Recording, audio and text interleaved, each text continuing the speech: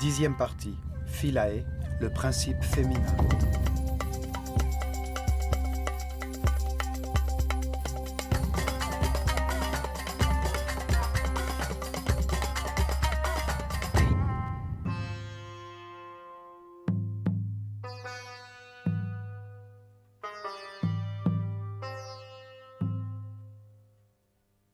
Tout en profitant des abords de l'île de Philae, consacrée depuis des temps anciens au culte d'Isis, la force féminine, qui éveille la spiritualité dans la conscience humaine, nous découvrirons comment la femme occupait une position privilégiée au sein de la hiérarchie égyptienne.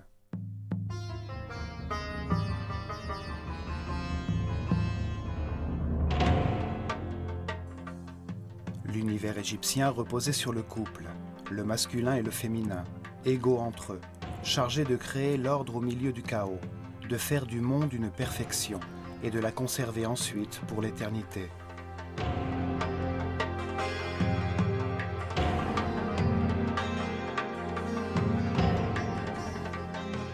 Les prêtres de l'œil d'Horus enseignaient aux hommes que le Dieu unique, présent en toutes choses, était constitué d'une partie masculine, la sagesse à l'information parfaite, et une partie féminine, l'homogène substance à l'amour infini.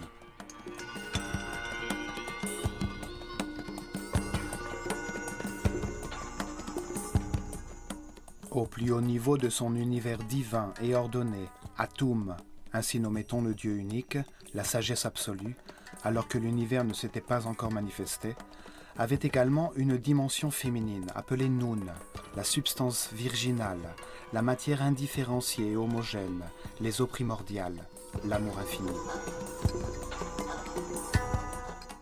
Atum et Nun, le couple originel en état de repos, activaient leur volonté divine, achevant l'équilibre existant, et ce faisant, ils devenaient Ptah et Sekhmet.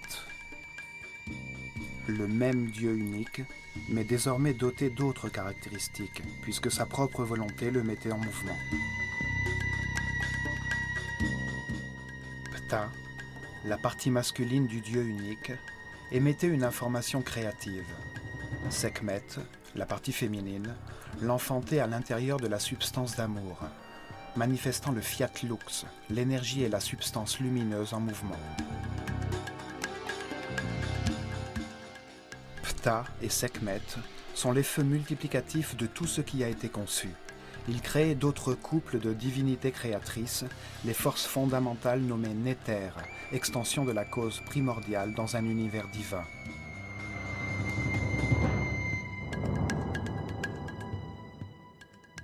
L'action de ce feu sur lui-même, sur la substance amniotique originelle, générait Tefnut, l'évaporation humide, et Shu, l'air en mouvement.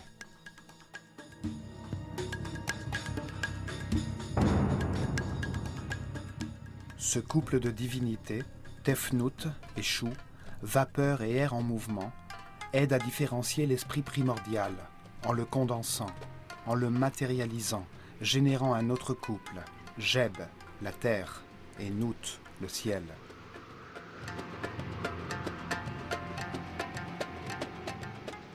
C'est ainsi que furent créés les mondes de l'espace, le royaume minéral, sous forme de soleil et de planètes, les systèmes solaires et les galaxies.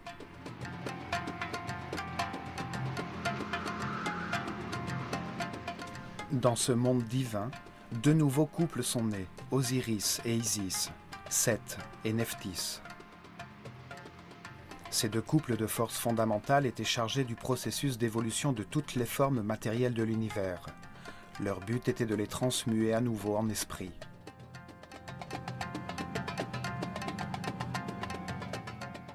Ainsi, sous l'action des divinités créatrices, la matière originale est différenciée. D'innombrables combinaisons mathématiques produisent différentes structures vibratoires. Sur la planète, le royaume végétal est né à l'état stationnaire et le royaume animal est né en mouvement.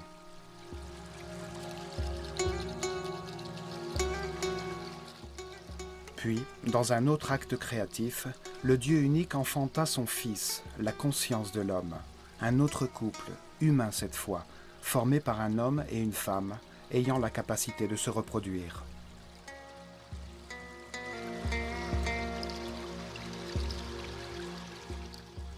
Une fois que cet acte a eu lieu, Ptah et Sekhmet, le couple qui créa l'univers, devient Amon et Mut, principe masculin et féminin du Dieu unique quand il crée l'homme.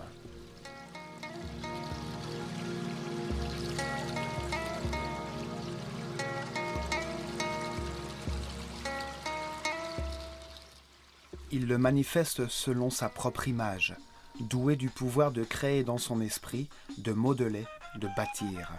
Il donne aux hommes le libre arbitre afin que, comprenant les conséquences de leurs décisions, ils acquièrent la sagesse selon un processus d'évolution qui s'opère au gré de nombreuses vies.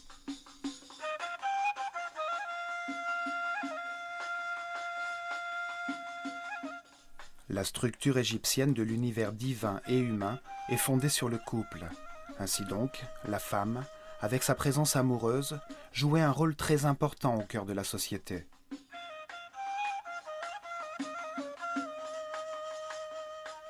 Depuis la reine d'Égypte qui donne naissance au pharaon, aux prêtresses vouées au culte d'Isis et d'Hathor, jusqu'à la mère de l'humble travailleur, elles étaient respectées et considérées à l'égal des hommes.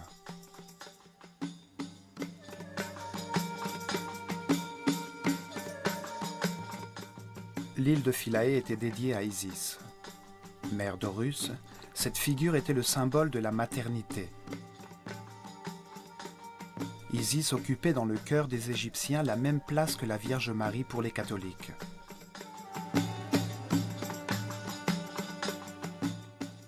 Depuis des milliers d'années, des centaines de statues à son effigie ont survécu. Nombre d'entre elles la représentent accordant sa protection et son amour maternel au nouveau-né Horus, dans une position où un catholique identifierait la mère de Jésus.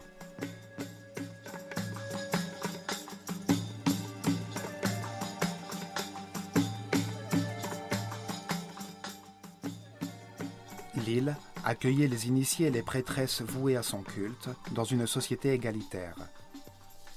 Des centaines de femmes, appelées Mvet Neter, étaient chargées de l'éducation musicale, des danses et de jouer du sistre durant les rituels dans tous les temples d'Égypte.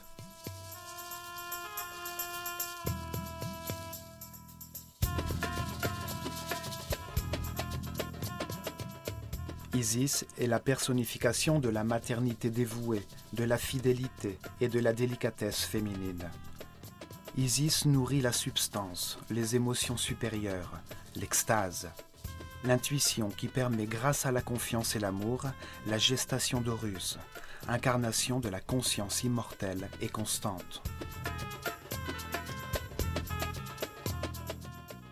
Isis est la force qui conduit l'homme vers la spiritualité à travers ses réincarnations, alors qu'il abandonne peu à peu sa dimension animale et devient un être sage, respectueux et flexible, né à la conscience permanente, symbolisé par Horus, fils immortel d'Isis.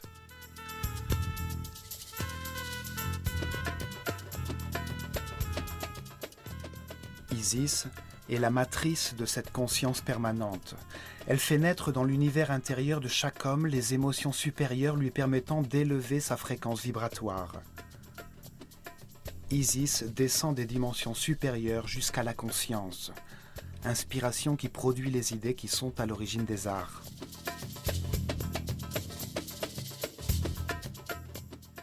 Isis pousse à la recherche et reconnaissance de Dieu.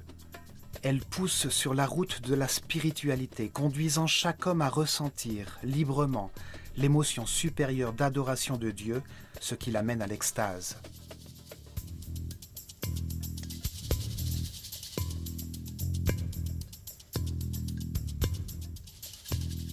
L'île de Philae était dédiée à cette force matérielle de l'univers. Une île de granit au milieu du Nil, située après les premières chutes d'eau du nord de la Nubie, à la frontière des royaumes d'Égypte et de Couchita.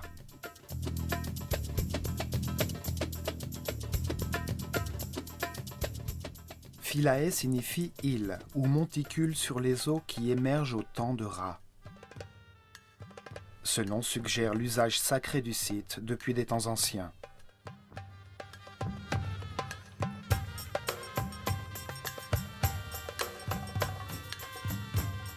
Durant des milliers d'années, Les magnifiques temples qui étaient situés là avaient pour fonction de favoriser la culture, l'art et la religion égyptienne vers la Nubie et le Soudan.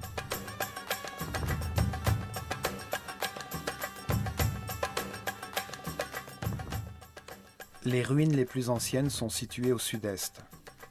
Là, il y avait un temple orienté vers l'étoile Canopus et dédié à la divinité Mandoulis.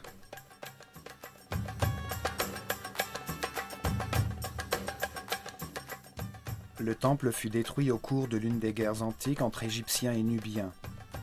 À côté des ruines, les Nubiens construisirent un autre temple dédié à Arens Nufis. C'est ainsi qu'ils appelaient Osiris, le compagnon d'Isis.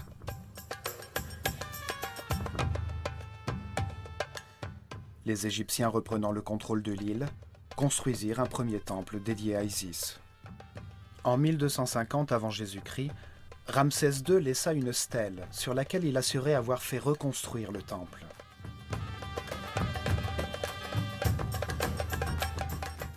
Le pharaon Taharqa fit de même en 680 avant Jésus-Christ. Et 120 ans plus tard, en l'an 560 avant Jésus-Christ, le pharaon Amasis commanda les sculptures du pylône.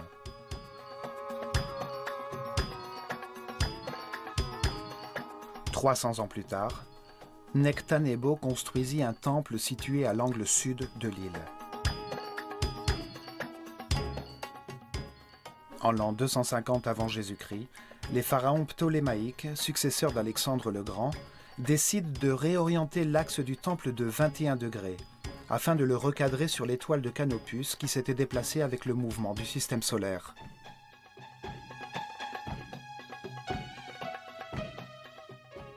Les temples des étoiles étaient démontés et réassemblés tous les 300 ou 400 ans, afin de les recentrer sur l'étoile qu'ils étudiaient. Le mouvement du système solaire faisait sortir l'étoile des limites marquées par le pylône.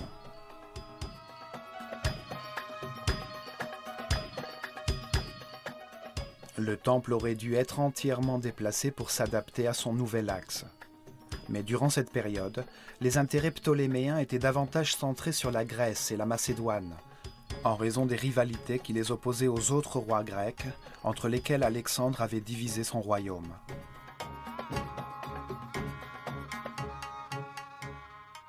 De plus, le fait que le temple soit situé sur une île rendait le travail plus difficile. C'est pourquoi ils décidèrent de construire un temple plus petit, avec un second pylône qui encadrerait la voûte céleste de façon adéquate, sans modifier le temple original.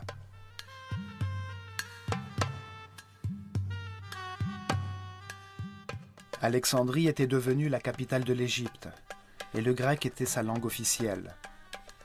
En l'an 31 avant Jésus-Christ, Cléopâtre VII fut vaincue durant la bataille d'Actium, et suite à son suicide, l'Égypte tomba entre les mains d'Octave, qui devint Auguste, le premier empereur romain.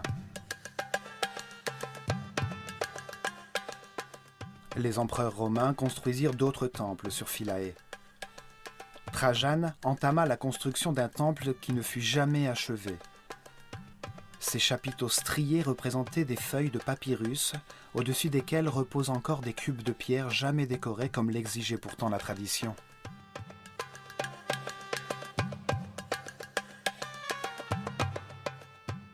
Philae fut l'un des derniers sites d'Égypte où vivaient encore des prêtres voués à l'ancien culte.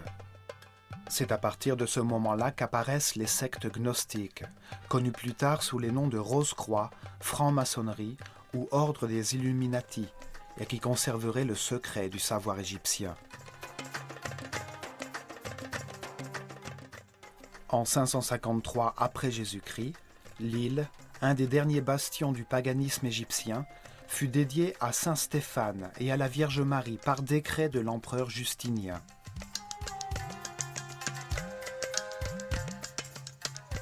Au XXe siècle, Philae fut submergée sous les eaux du barrage d'Aswan. Avec les fonds de l'UNESCO, le temple et les autres bâtiments furent entièrement démantelés et reconstruits sur l'île d'Agilkia, en suivant le modèle de l'île initiale.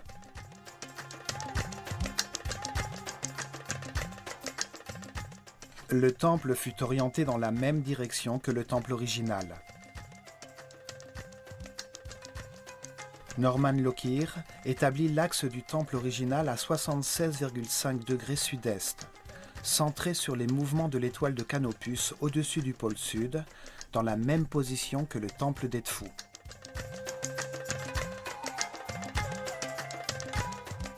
Initialement, les deux tours du pylône étaient placées à 15 degrés au-dessus de l'horizon sur Canopus, qui fut durant des milliers d'années l'étoile polaire du Sud. Cette position confirme à nouveau que tous les temples d'Égypte étaient orientés vers une étoile ou le soleil.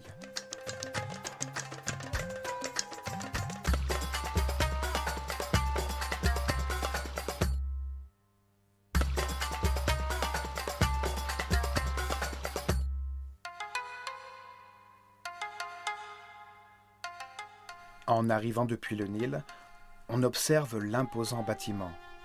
Les deux pylônes qui forment la grande cour intérieure et le grand nombre de colonnes constituant la cour hypostyle qui conduit au temple de Nectanebo.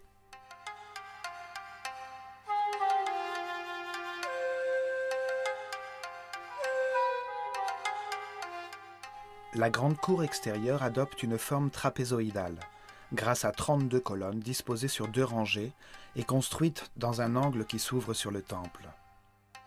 Cette disposition produit une illusion de grande profondeur.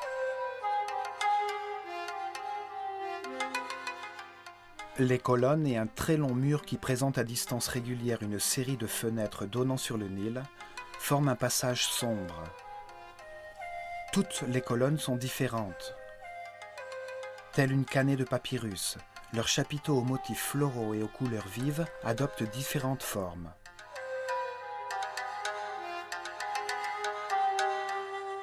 Les femmes étaient initiées pour devenir prêtresses dans les temples consacrés au culte des divinités féminines, telles qu'Isis ou Hathor. Là, elles formaient celles qui seraient chargées de la musique et des danses, qui accompagnaient les rituels de toute l'Égypte.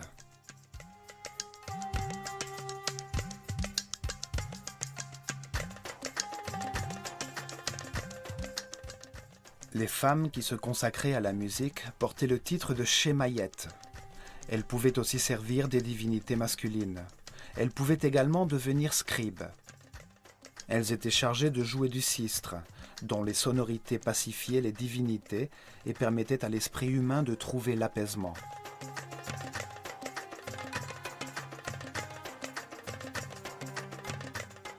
Les prêtresses vouées à Hathor remplissaient d'autres fonctions sociales. Hathor était la divinité de la sexualité féminine, de l'amour, de la musique et la danse, dont les célébrations étaient le lieu d'ivresse, origine des festivités dédiées à Bacchus.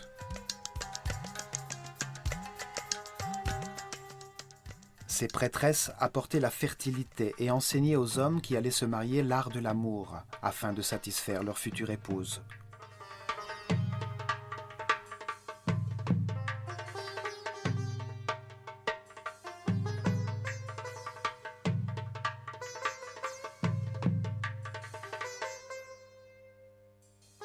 À l'est, contre la colonnade de la grande cour, il y a un petit temple consacré à Imhotep, le grand prêtre qui construisit la pyramide à escalier de Saqqara et laissa les plans des temples de Dendera et d'Edfu.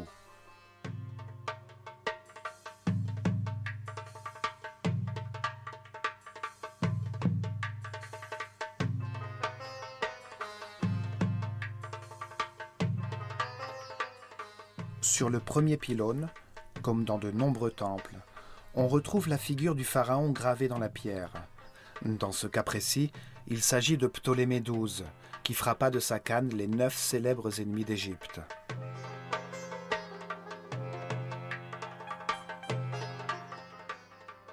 C'était une sorte de conjuration graphique et symbolique qui maintenait éloignées les forces du chaos et proclamait la volonté du pharaon, médiateur entre l'homme et Dieu, de maintenir l'ordre en Égypte et dans le cosmos.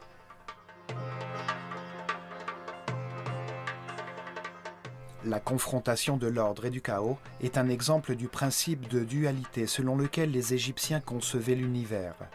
De la même façon, le pays avait 2 territoires, la longue vallée du Nil, appelée Haute-Égypte, et le delta qui s'ouvrait sur la Méditerranée, appelée Basse-Égypte.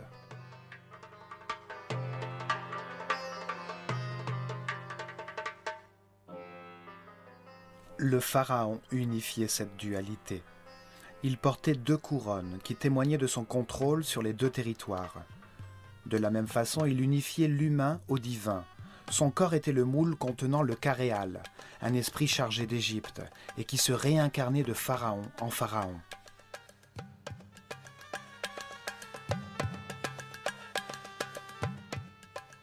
C'est pour cette raison que le pharaon, la personne la plus importante d'Égypte, représentait le degré de conscience atteint par le peuple durant son règne.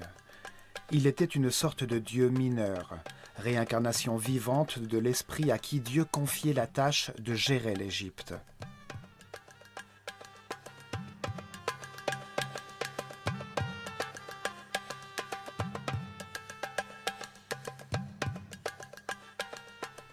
Le nouveau pylône avait 2 mâts où flottaient 2 oriflammes. Ces 2 tours auraient dû être symétriques et unies par un portique.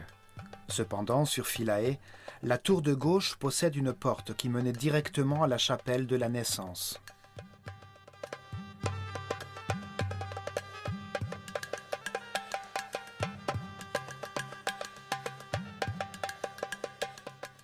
Plus tard, sous la domination romaine, un portique fut adossé au premier pylône.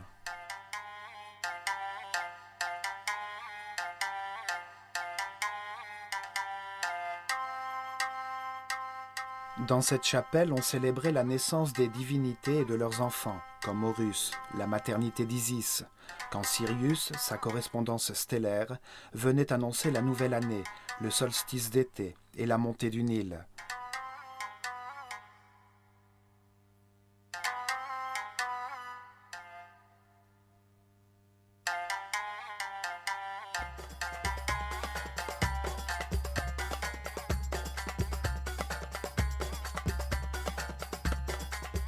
La chapelle de la naissance, avec ses colonnes atoriques, remplaça le temple principal en tant qu'observatoire astronomique à une époque précédant la construction par les Romains des colonnades qui donnent à la cour sa forme trapézoïdale.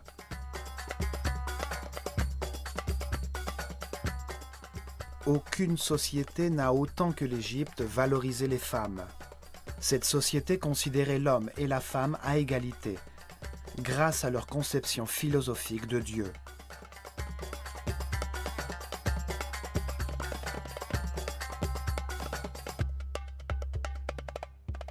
Les femmes avaient les mêmes droits que les hommes à posséder de la terre, acheter, vendre ou entreprendre des actions légales.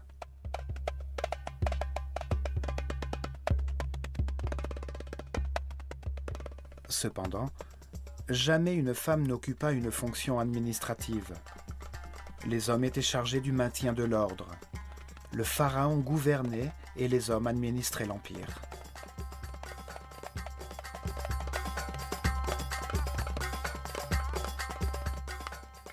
Il existe une légende qui affirme que le droit au trône était transmis par la lignée féminine, la princesse royale, héritière légale du trône.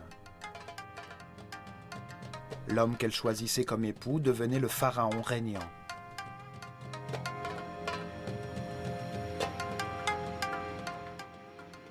Ce qui obligerait chaque roi, en dépit du fait qu'il soit le fils de son prédécesseur, à légitimer son accès au trône par un mariage avec sa sœur ou sa demi-sœur.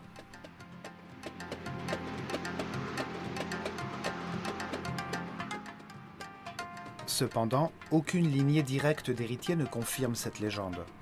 On sait que les pharaons étaient polygames, et les principales femmes de Thoutmôsis III, Amenhotep II et III, n'étaient pas issues de familles royales.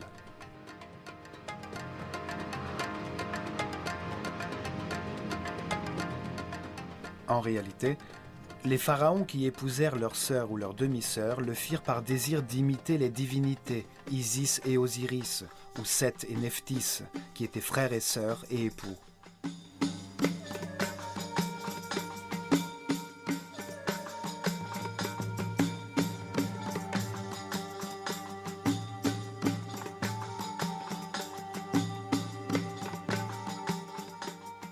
En épousant sa sœur ou sa fille, le pharaon se différenciait de ses sujets, qui ne se mariaient jamais ainsi, Il se positionnait lui-même au niveau des divinités, réaffirmant son droit divin à régner. Une femme pharaon n'était pas une option courante. La pharaone Hatshepsut accéda au trône en tant que régente de son demi-fils Thoutmôsis III, fils de son mari et demi-frère Thoutmôsis II et d'une autre femme. Une fois au pouvoir, elle s'habilla comme un homme et adopta le pouvoir du pharaon.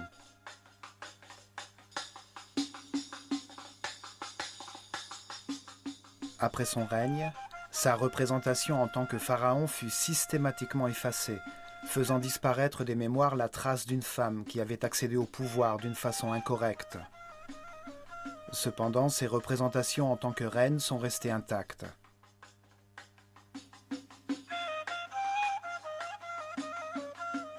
À 4 occasions seulement, sur 300 règnes, des femmes devinrent pharaons, et ce durant une courte période, pour des raisons qui sortaient de l'ordinaire. Il s'agissait de l'ultime recours de leur famille pour tenter de maintenir l'ordre.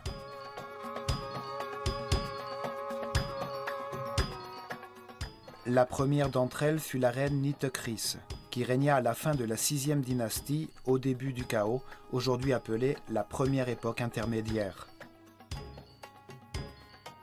La seconde fut Sebeknefrou, à la fin de la 12e dynastie.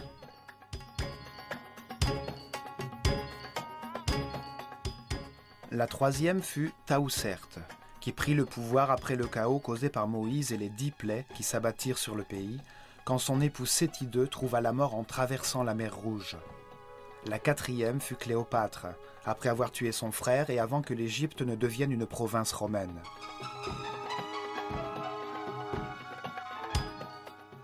Toutes étaient reines d'Égypte suite à leur mariage avec le pharaon et elles accédèrent au trône quand ils moururent dans des circonstances extraordinaires.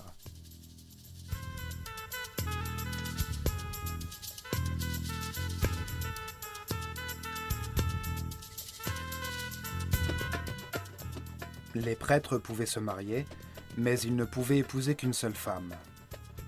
Tous les autres hommes, y compris le pharaon, pouvaient prendre pour épouse autant de femmes qu'ils le désiraient, mais la majorité d'entre eux optaient pour une seule femme. En Égypte, la séparation était légale dans le cas où le mariage échouait. L'homme devait rendre toutes les richesses et propriétés apportées en dot par la famille de sa femme, ainsi qu'une part de ses propriétés pour ses enfants.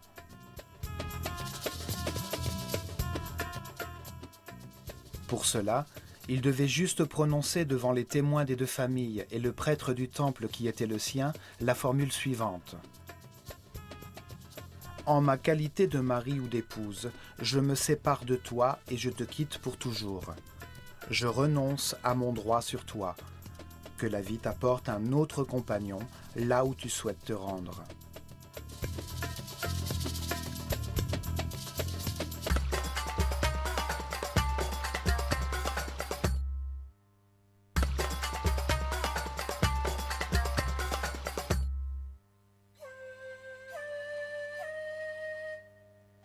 En dépassant le nouveau pylône, nous atteignons ce qui fut la cour du péristyle, aujourd'hui constituée de la façade originale du temple, du passage de droite avec ses 10 colonnes et sur la gauche de la nouvelle chapelle de la Naissance.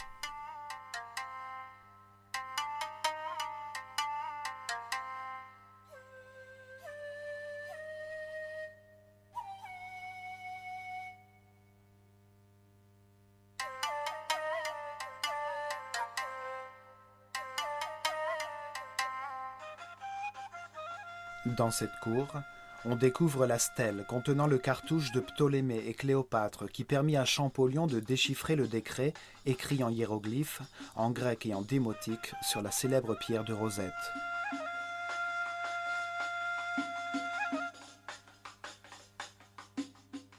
Ce décret obligeait à honorer la figure du pharaon. Pour mieux comprendre l'époque ptolémaïque, à l'époque de la restauration du temple, nous en résumerons le contenu.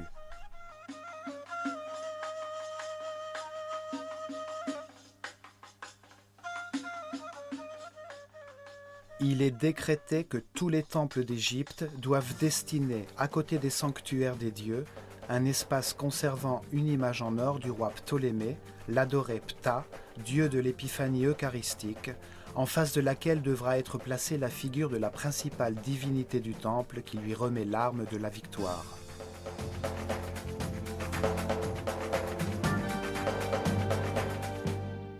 Tout ceci doit être conçu en accord avec le style égyptien. Les prêtres, vêtus de leurs robes sacrées, doivent l'adorer 3 fois par jour, célébrer en son honneur tous les rituels et le transporter durant les festivités à l'égal des divinités.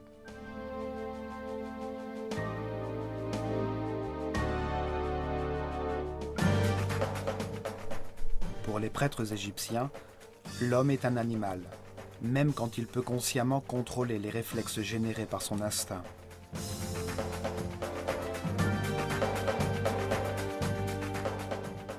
Les réactions automatiques permettent aux animaux et à l'homme de maintenir et de générer la vie.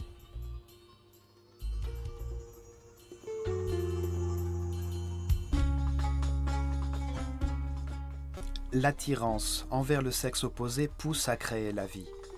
Les désirs sont un mécanisme naturel qui signale un manque auquel il faut répondre pour maintenir la vie.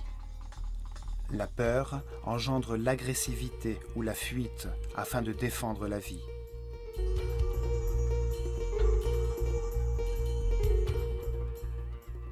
Les initiés apprenaient que les instincts primitifs limitaient l'accomplissement spirituel. L'école des mystères possédait des temples spécialisés dans la génération de la conscience et fournissait la formation nécessaire pour mettre fin à ces comportements.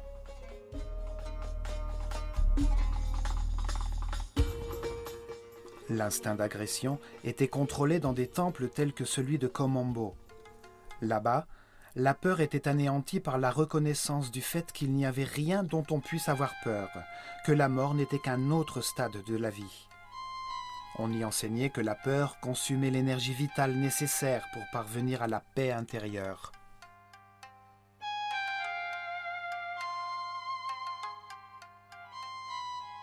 Les temples comme celui de Philae, consacrés aux divinités féminines, accueillaient les initiés des premiers niveaux qui, sous la direction des prêtresses, étaient éveillés à la conscience des désirs générés par l'instinct d'attirance.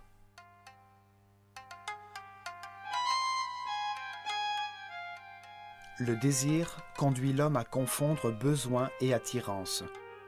Il produit une réaction de goût ou de rejet dans le centre des émotions, qui à son tour connecte les émotions dans le cerveau. Mais les sentiments sont polaires. Ils peuvent être joie ou tristesse. Ils peuvent produire de la satisfaction ou son contraire. C'est pourquoi il est important de savoir ce qui les génère, afin de contrôler les instincts négatifs.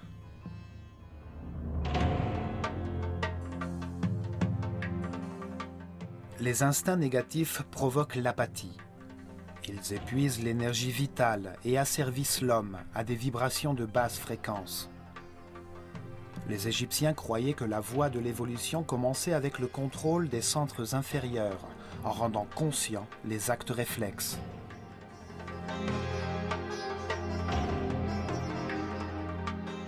La méthode égyptienne de transcendance des émotions, de la convoitise, des désirs sexuels passait par leur reconnaissance et l'expérimentation. Un être innocent et sans expérience perd facilement le contrôle de lui-même. Il est vulnérable aux circonstances inconnues et peut aisément sombrer dans la dépression. C'est pour cette raison que la première étape de la formation des prêtres, hommes et femmes, les entraînait à reconnaître leurs désirs.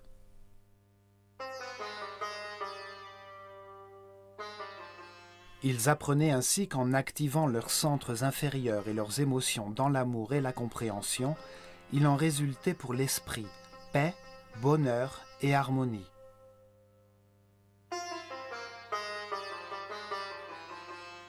Le temple était considéré par les prêtres comme un modèle du monde, au moment de sa création initiale. À ce moment-là, Dieu rendit l'univers manifeste en faisant émerger des eaux du chaos un monticule de terre à l'image de la décrue annuelle des eaux du Nil, permettant au Dieu créateur d'apparaître et d'apporter une vie nouvelle dans le pays.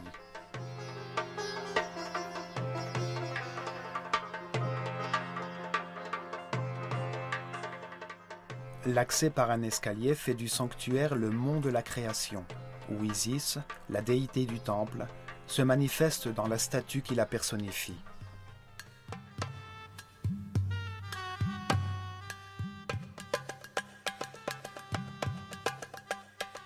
En montant vers l'intérieur, on arrive dans une petite cour entourée de colonnes, située au centre de la chambre de la vie, une salle hypostyle aux colonnes très élevées.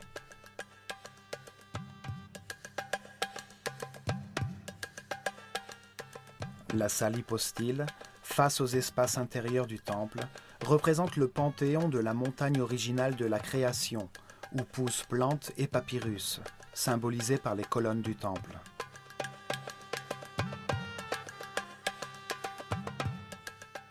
L'espace central, ouvert sur la chapelle pure, où les figures symboliques étaient exposées au soleil, selon un ancien rituel, pour renouveler leur énergie.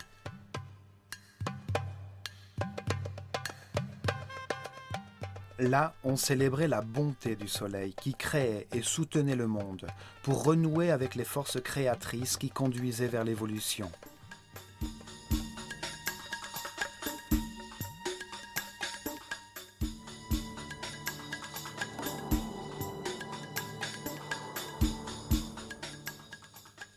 Les murs de cet espace étaient gravés, témoignant de la compréhension de l'univers.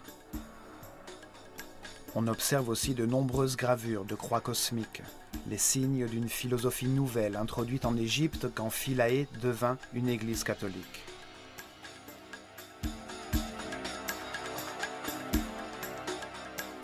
Une nouvelle vision du monde qui retira son sens à la vision traditionnelle égyptienne, la considérant comme aberrante et primitive.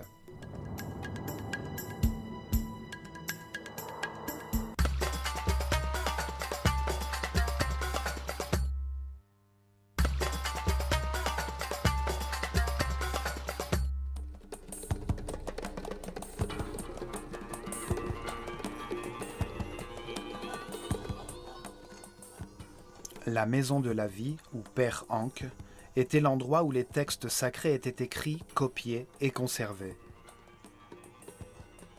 Là, on dessinait sur papyrus les illustrations originales qui étaient ensuite gravées sur les murs du temple.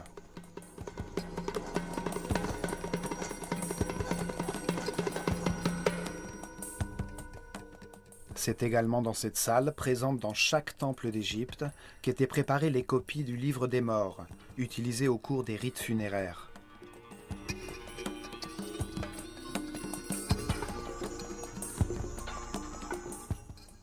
La maison de la vie était le centre d'enseignement du temple.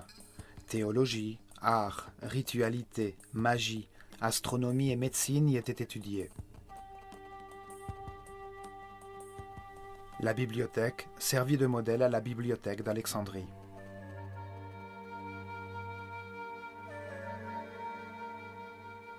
Dans cette salle, les prêtresses jouaient de la harpe. On entonnait les hymnes et créait les musiques qui accompagnaient tous les rites religieux. Les Égyptiens attribuaient à la musique une origine divine.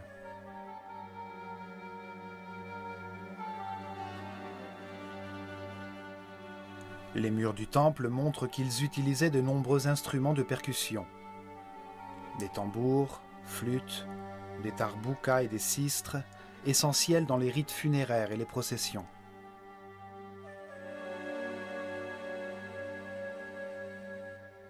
Les danses, musiques et chants stimulaient le créateur afin de maintenir la fertilité et d'éviter le retour du cosmos au chaos.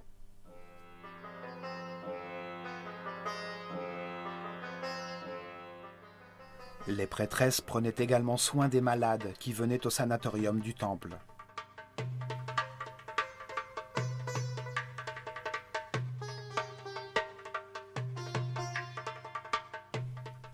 La musique était utilisé comme instrument de guérison spirituelle et matérielle, et les notes musicales servaient de mesure entre la terre et les planètes.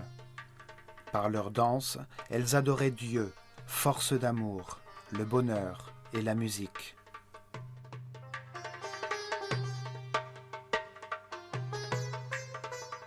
On arrive ensuite dans la salle des apparitions, dans ce cas précis non hypostyle, et sa salle traditionnelle qui communiquait avec l'extérieur par une ouverture latérale pour recevoir les offrandes du peuple. Ces murs retracent des scènes qui, comme dans tous les temples d'Égypte, n'ont pas d'arrière-plan. L'interaction entre le pharaon et les divinités s'exerce hors de l'espace et du temps.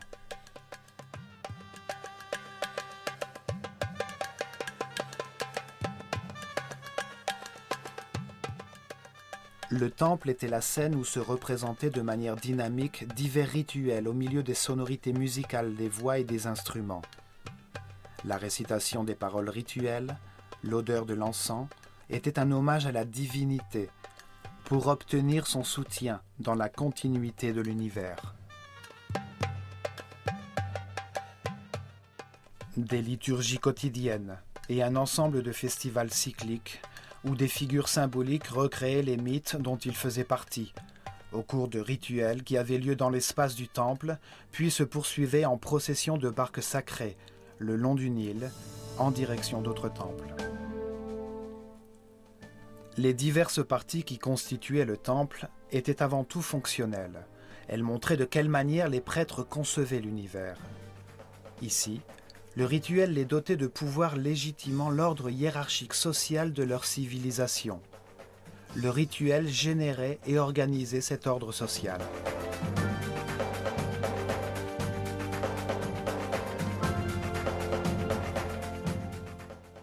On accède ensuite à la chambre des offrandes. Sur la gauche, la chambre de la barque d'or, utilisée pour transporter la statue sacrée durant les processions.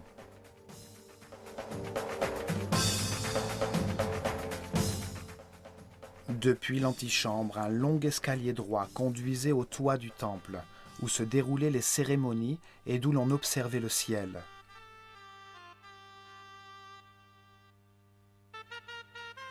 Sur le mur, une gravure de Ptolémée V, faisant des offrandes à Isis.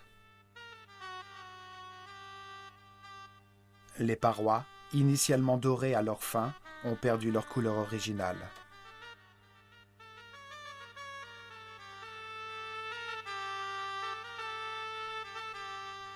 Dans le point central du temple se trouvait le sanctuaire d'Isis. Il abritait un autel de granit dans lequel se trouvait une représentation en or de la divinité. C'était la statue du culte qui, placée dans la barque d'or, sortait durant les processions et les rituels.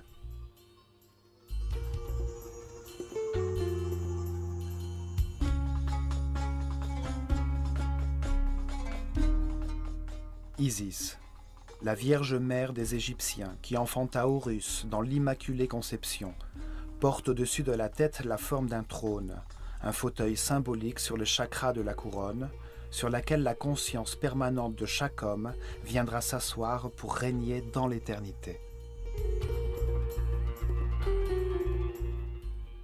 Isis est la traduction grecque du mot égyptien Ased, qui signifie le trône de la conscience.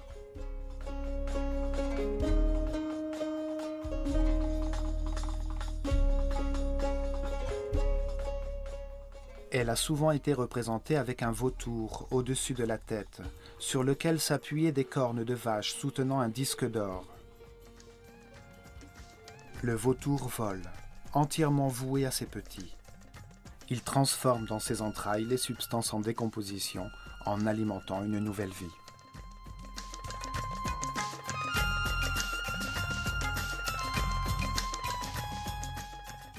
La vache, qui transforme la végétation en nourriture, était dans l'esprit des Égyptiens le symbole du principe nutritif.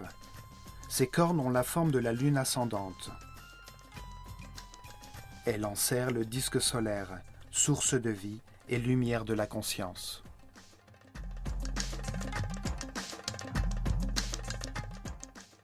Ce sanctuaire était le symbole du respect des Égyptiens à l'égard de la maternité.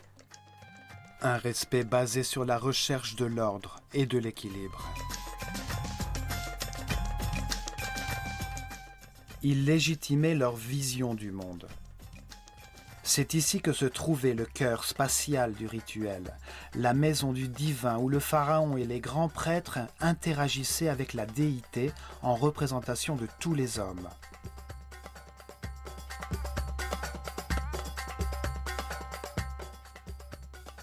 Les images sculptées de la divinité la maintiennent en vie dans l'esprit de ceux qui la voient aujourd'hui. Elle les fait participer à ses rites et partager ses offrandes.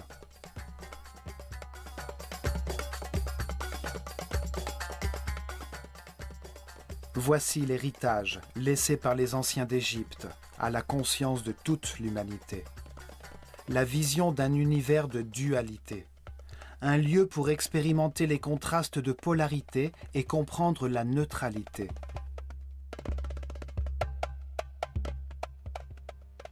Une école conçue parfaitement par Dieu pour transformer, suite à de nombreuses réincarnations, un homme innocent en un homme sage, un animal en surhomme, grâce à l'expérience acquise à travers ses propres décisions.